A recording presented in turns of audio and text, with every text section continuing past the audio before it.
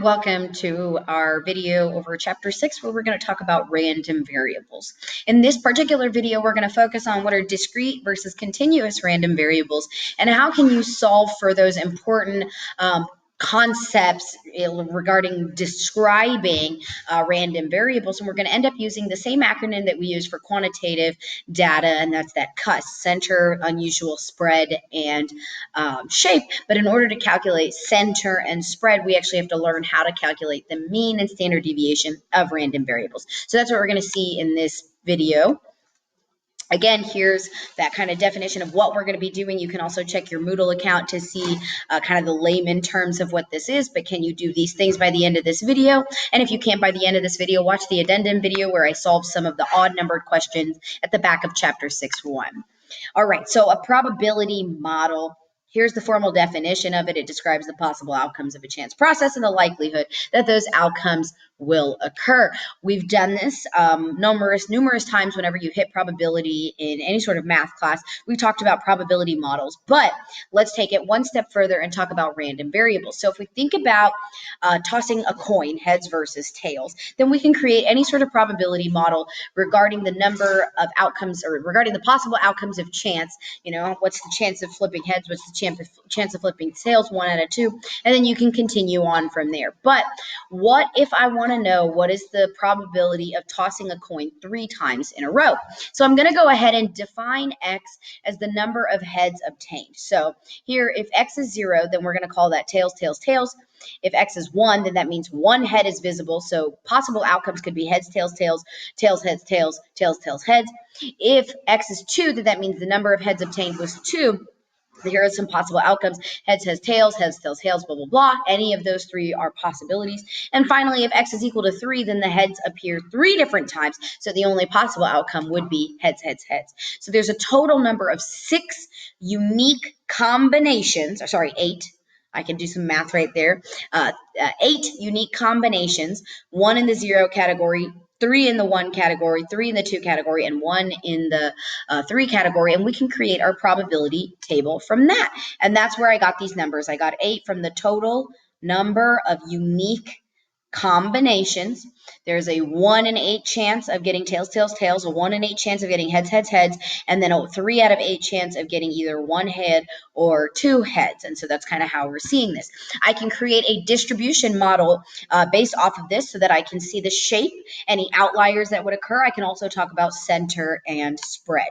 So what is that random variable? Why did we assign x? We take any sort of numerical value that describes an outcome of some chance process, and we assign a random variable and value for it. So the probability distribution, that little graph we created for ourselves, is a random variable, gives its possible values and their probability. So not only do we see it here, we can interpret it right here as well.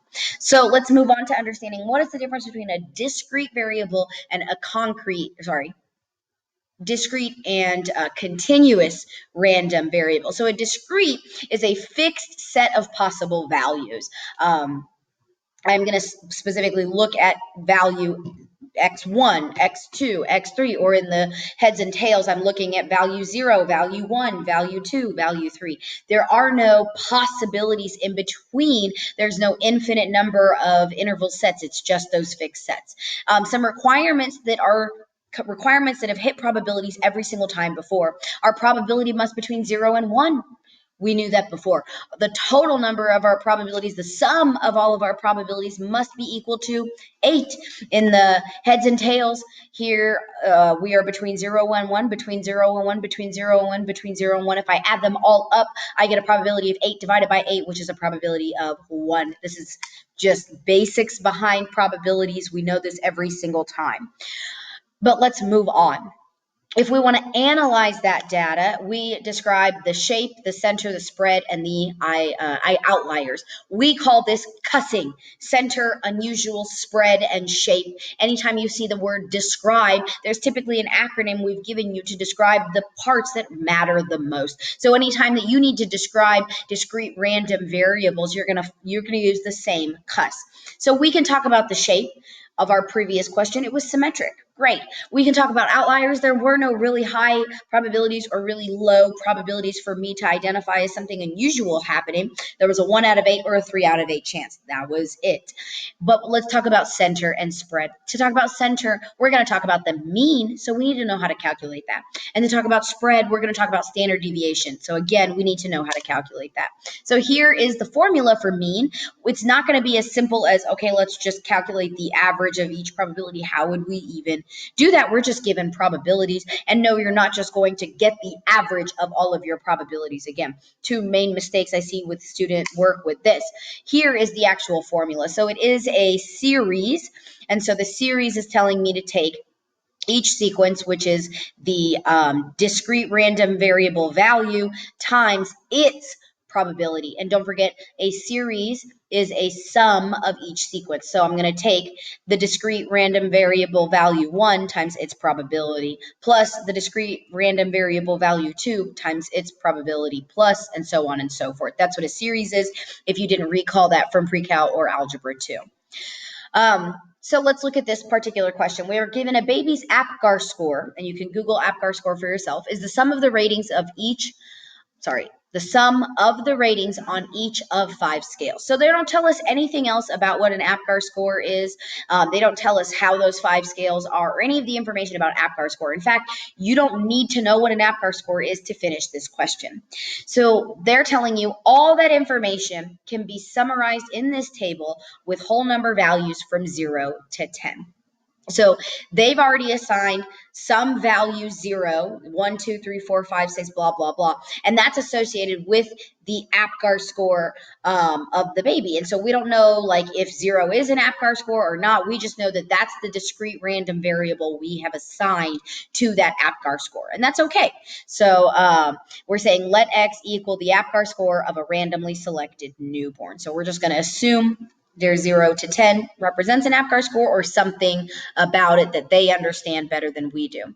We are given the probability of each occurring, and you can read this as we see that 1 in every 1,000 babies has an APGAR score of a 0, 6 in every 1,000 has an APGAR of 1, 7 in every 1,000, 2, 8 in every 1,000, 3, 12 in every 1,000, 4, and so on and so forth. This does not mean we polled 1,000 babies' APGAR scores and got this probability. To get these numbers, we probably polled hundreds and thousands of babies, maybe even millions of babies from hospitals around the nation, world. Who knows where we got these probabilities from? But these are large scores. That's where these probabilities come from. A large number of babies were polled, not necessarily the babies themselves, but probably the hospital and their APGAR scores. So we're actually solving this question, compute the mean and interpret it. So here is my setup for the formula for the mean, a series of each value multiplied by each probability. So here is value 0 multiplied by probability 0.01 plus, because that's how series work, the value 1 multiplied by its probability plus the value 2 multiplied by its probability, and so on and so forth. What's missing in between this dot, dot, dot represents 3, 4, 5, 6, 7, 8, and 9. And finally, you can see 10. So all of that math is calculated, and we end up with 8.128. So our mean, our U of X, will be 8.128. What does that mean, though? What is the interpretation? So here's a little sentence. The mean APGAR score of a randomly selected newborn is 8.128. This is the average APGAR score of many randomly chosen babies. So they're really kind of harping on the fact that these probabilities don't just come from a number out of 1,000. That is the probability. 1 out of 1,000 is the probability, but it doesn't mean that we polled 1,000 babies' APGAR scores. Okay, we probably did a lot more. But let's move forward. So not only can we talk about the mean as we talk about center and usual spread and shape, we can also talk about spread, and we're going to learn in just a moment how to calculate the standard deviation. In order to calculate the standard deviation, I have to calculate first the variance, because we know that the square root of the variance is standard deviation, or standard deviation squared comes back and becomes our variance. So here's the formula for the variance. It is another sigma, so it is another series, but the sequence itself has changed just a little bit. Instead of the discrete random variable value times the probability, it's now the quantity of your discrete random variable value minus the mean, which we just solved is 8.128, all of that quantity squared times its probability. So each sequence is a lot more complicated. So let's actually put this in terms of numbers. Okay, so here, same baby APGAR scores. So this very first one is going to be x1, initial x value is 0, minus the mean, we just calculated that is 8.128. That whole quantity squared times your probability. That's the first sequence. Plus, here's the second sequence, 1 minus 8.128 squared times 0.006 plus, and so on and so forth. So let's see what that actually looks like. Here, for those of you who are not just able to hear and see here for our visual learners, there's a representation. Again, x sub 1 minus the average squared times p sub 1 plus x sub 2 minus the mean squared times p sub 2 plus x sub 3 minus the mean squared times p sub 3, and so on and so forth. So we do that in our calculator, and we end up with a variance of 2.066. But they wanted us to compute the standard deviation, so the only thing left to do to that is take the square root, and I end up with 1.437. But what does that mean? Well, every single standard deviation interpretation we've done basically follows the same formula, so here's that. Okay, here it is. A randomly selected baby APGAR score will typically differ from the mean, 8.128, by about 1.4 units or about 1.437 units. That's kind of the interpretation of standard deviation every single time. Finally, we've talked about discrete random variables. They are more common, but sometimes we have the uncommon random variable, which is continuous. X takes on every value on an interval of numbers, including the infinite values between could potentially be related to this. So discrete random variables tend to model a normal curve. And if you notice here, continuous random variables tend to model the density curve. In fact, it is described by the density curve. So again, our probabilities are still going to be between 0 and 1, but our continuous random variables will have an infinite number of possibilities. And so only on that values will they have a positive probability, and you can kind of read through that. But more often than not, it's going to make more sense when you see an actual example. So we're given this example. The heights of young women closely follow this normal distribution. Actually, I think... so this will be a continuous. Why would this be a continuous question? This would be a continuous question, even though it's following a normal distribution curve. It will be a continuous question because I don't want to know if the woman is 68 inches tall, 69 inches tall, or 70 inches tall. I want to know if she is between 68 and 70 inches. And there's an infinite number of possibilities between there because there's 68.01, 68.001, 68, et cetera, et cetera. So there are decimal values between, and that's why we have a continuous random variable. So my random variable y, the height, it's going to be a continuous random variable. So looking back at the question, we're given the heights of young women closely following a normal distribution curve. We are given, and we're given the mean of 64 inches and standard deviation of 2.7 inches. So the first thing I could do is draw. Given off those two numbers, I could draw my normal distribution, Z1, Z negative 1, Z2, Z negative 2, Z3, Z negative 3. You can reference back to chapter, I believe, 2 if you need it. Call her height Y, and we're going to select one woman at random. If we repeat the random choice very many times, we've seen that phrasing quite often because we're learning that in order to truly calculate probabilities and understand their distributions, we're talking about numbers that occurred very, very, very, very many times. Lots of repetitions. Simulations taught us that. Probability models have taught us that. Lots of repetitions. So the distributions of values y is the same normal distribution that describes their height. So we've got a reference point. We're going to use that same normal distribution curve. So what's the probability that I'm falling between 68 and 70 inches? Great. The only thing that changes about this question from a chapter 2 question is that you have to recognize that y is a continuous probability. So you're just going to write it as such. So I've got something funky happening here. Sorry about that. If you ignore the title says example normal probability distribution. Step 1 says state the distribution and the values of interest. So My distribution, I have stated right here. Height y of a randomly chosen young woman has n. What does n represent? Normal distribution. And what are in my parentheses? This is the mean, and this is the standard deviation. So this is my mu, and this is my sigma. So if you saw that n parentheses mean, comma, standard deviation on a multiple choice or on an FRQ, you now understand what they're telling you with that notation. And we want to find the probability of y. Again, y is a declared continuous random value representing the height.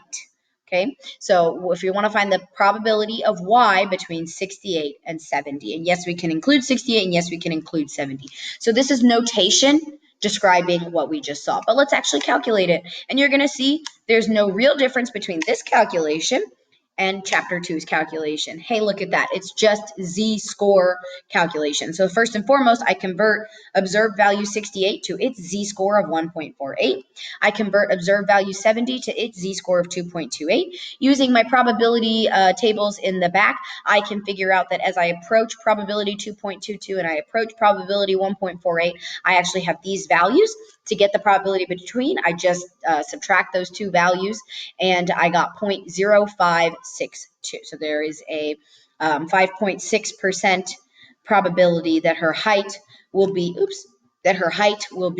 a randomly chosen young woman's height will be between 68 and 70 inches in height.